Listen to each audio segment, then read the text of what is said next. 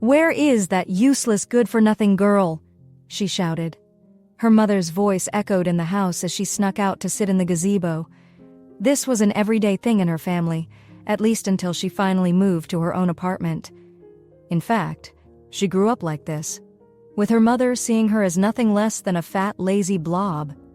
Ophelia walked along the cobblestones, her floral dress basking in the evening wind as it danced on her tall, slim frame. She was a sight of beauty, with long blonde hair, full to perfection, flying in the wind as she hurriedly made her way to the gazebo. Her looks made her stand out, with her full pink lips and piercing blue eyes. She had gotten a lot of attention, but she had been blinded by mistreatment and degradation. She had thought about her life from when she was a child till now. Nothing had changed. The only thing that changed was that she grew thinner. She sat at the gazebo, looking into space, pushing the words of her mother far away from her mind. She had always been a lady of few words. If she was in a place, you would hardly hear her voice. She never demanded anyone's attention, but she got it with ease, and with that came jealousy. At the point she finally got a job, she thought she had escaped the daily verbal abuse of her mother, but she did not know that she was walking into another. As she sat at the gazebo slouched with timidity, she heard footsteps coming her way. She hoped it was not her mother coming to give her extra tongue lash after she had just escaped. She checked and saw a figure coming closer to her. It was her sister, Jeanette. She didn't seem like she was happy. She looked like she had been crying instead. Ophelia waited for her to approach before she'd ask what was going on with her. She feared her mother would hear her voice and come out. As Jeanette got closer, she realized that Ophelia had been sitting there all along and had seen her. She knew her sister would ask her about what was wrong, and she wasn't ready to talk about it, but she knew Ophelia would get the information from her regardless of whether she wanted to or not. As Jeanette got closer to her sister, she got up, giving her a hug. "I don't know what is going on with you, but whatever it is, everything will be okay," she said, consoling her. "It's just so overwhelming right now. Everything is overwhelming. I wish we didn't have to rush into marriage." Jeanette spilled everything to her sister. "It's okay. Just breathe in and out, Jeanette. Everything will be okay." "So, where will we have our honeymoon?" I asked Jacob, but he told me to pick. That's not even a response. He doesn't even care about me. "No, Jeanette, he does. Otherwise, he wouldn't have proposed to you. Marriage is a big step, and I think he's as pressured as you are. Why don't you talk about it with him calmly?" she advised. "Ophelia, I think you're right. I may be overreacting a little bit, but with mother on my neck about ribbons, wedding dresses, shoes, and other things, I can't seem to breathe properly." "Okay, why don't you just breathe in and out and not go inside? Let's stay here together." "We'll stay as long as you like," she said, holding her sister's hand and putting it gently by her side.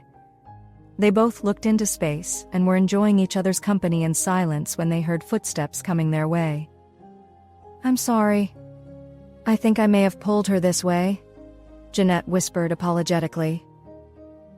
"It's okay," Ophelia whispered back. She knew she would have to prepare herself for the blow that was about to hit her. The heels clicked on the cobblestones. They saw their mother coming toward them. They looked at each other and then at her as she approached. "You lazy good-for-nothing," she yelled, pointing at Ophelia as she approached. "Why are you here making Jeanette cry?" she shouted, accusing her without even asking what happened. "Mother, I didn't," she began when her mother cut in. "Shut up. Does trash talk back?" her mother said with all the venom she could muster. She came with extra today as she planned on degrading her to her lowest. Ophelia, who heard her mother called her trash, became silent instantly. She hid in the inner recesses of her mind and became blank, fighting off the voice of her mother, which was too close to ignore. "I know that you are giving your sister stupid advice, but I must warn you, if anything goes wrong with her wedding, I'll make sure I fight you with everything I have," her mother shouted at her. An onlooker would think this wasn't her mother, maybe her stepmother perhaps, but this was indeed her mother, her own flesh and blood. "Jeanette, what are you still doing beside this low-life child of mine? Get up immediately. Don't let her infect you with her disease," their mother barked. And immediately Jeanette got up, moving briskly toward the mansion. "As for you, consider your days numbered in this house. Since you cannot bring a husband of your own, you want to destroy that of your sisters. You will not succeed, useless girl," she shouted in fury, turning on her heel and leaving Ophelia in tears. She bowed her head as she sat in the gazebo and tears began to flow. It had become too much for her to bear. This was her life. There was no solution to her problems. She tried to be a good daughter. Despite having an apartment which was an hour's drive away from the mansion, she still came to the mansion every day, but her mother never appreciated her. She called her all sorts of names, and sometimes she wished she would die. At that moment, she decided to order her comfort food, pizza. She dialed the restaurant on her phone and placed her order. "I would like a double cheese pepperoni pizza, please," she said to the lady who responded to her order. "Are you paying on delivery or will you pay right now?" "I'll pay on delivery, thank you," Ophelia said, cutting the call. In 30 minutes, she heard a motorbike come down the driveway. She walked toward where she felt the motorbike would be parked and waited for him to approach. When the biker saw her, he parked in front of her. He removed his bike helmet, revealing the most beautiful man she had ever seen. His hazel eyes were like stars that shone, and his chiseled jawline met in a cleft chin. He had a crooked smile which appeared on his face. She wondered why he was smiling. "You like what you see, beautiful?" he asked seductively, getting down from his bike as her eyes roamed down his body. You could see that he was well built. She wondered what a man like this was doing delivering food to houses. He could be a model or something. She hadn't realized just yet that she did not speak. She was just staring at him. He cleared his throat to bring back her attention. "Oh, I'm sorry, did you say something?" she asked.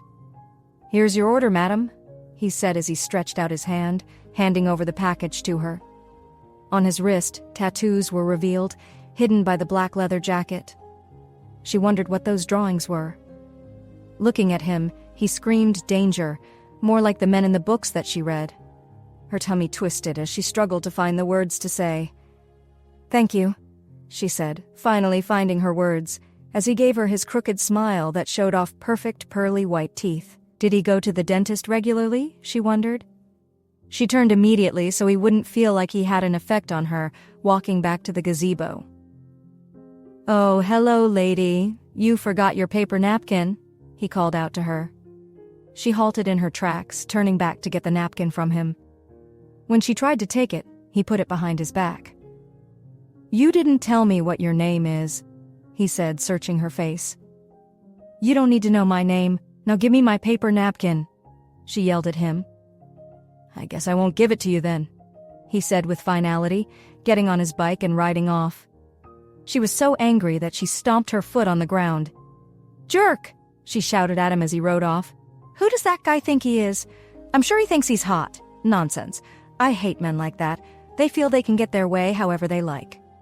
"Putting a napkin behind your back? Isn't that silly?" she said as she made her way back to the gazebo. As she got to the gazebo, all she could think about was the biker man. She knew he was hot, regardless of what she wanted to think, but he was also annoying. When she was done eating her pizza, just as she was about to dispose of the box, her mother came again.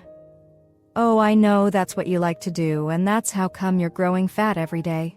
Eating, eating, eating. Tell me, which man will marry a lady like you of this size?" Ophelia looked down at her figure. Words had power. She instantly saw herself as fat and wanted to throw up everything she had eaten. "Mother, this is unfair. Why do you do this to me?" she said, as tears dropped from her eyes. "Unfair? Do you know what is unfair? That when I left the hospital after giving birth to you, it was you I took home and not someone else. That is what is unfair. Do you want to know what else is unfair? When my friends point at me and say, 'That is the mother of that fat girl,' let me give you another one. Do you know what is unfair? That your classmates are now married and have successful businesses, while you are neither married nor have a successful business. That is unfair. One more thing before I leave. It's very unfair that I'm the one who is your mother," she said, turning around and leaving. Ophelia took deep breaths as she watched her mother leave. She gathered the box in her hand and disposed of it, then headed straight to her room. She drifted off to sleep almost immediately. By the next morning, she was ready for a brand new day of work. Ophelia grabbed her coat and hurried out the door, the cool morning air a welcome relief from the oppressive atmosphere inside. She walked quickly to her car, her hands trembling as she fumbled with the keys. Once inside, she took a few deep breaths, trying to steady her nerves. The drive to the office was a blur, her mind racing with her mother's words and the ever-present doubt they planted. By the time she arrived, she felt exhausted, as if she'd already fought a battle before the day had even begun. She parked her car and walked into the Calvin and Claire makeup building, forcing a smile as she greeted her colleagues. The weather outside was dulled with rain, just like her mood. London was not a pleasant place this time of the year. The familiar routine of her job was a small comfort, a distraction from the turmoil at home. Ophelia sat at her desk, opening her laptop and organizing her tasks for the day. As she settled into her work, she thought again of the handsome biker who delivered her pizza yesterday. Why can't I get him off my mind? I can still see that smug look of achievement on his face. I wonder what his name is, she thought to herself. She took a deep breath and began her day, determined to prove to herself that she was capable and worthy, no matter what anyone else said. Ophelia immersed herself in her work, the rhythmic clatter of keyboards and the hum of office chatter serving as a comforting background. She reviewed the latest marketing reports, her mind focused on the data, hoping the day's challenges would remain confined to her tasks. However, as the clock ticked closer to the mid-morning break, Ophelia felt a surge of relief wash over her as she began to pack up the files on her desk, savoring the thought of being free from work for a while. Just as she was about to close her drawer, a voice pierced the air, one she knew all too well. Where is that useless, lazy girl? I wonder why I'm still keeping her here. Ophelia!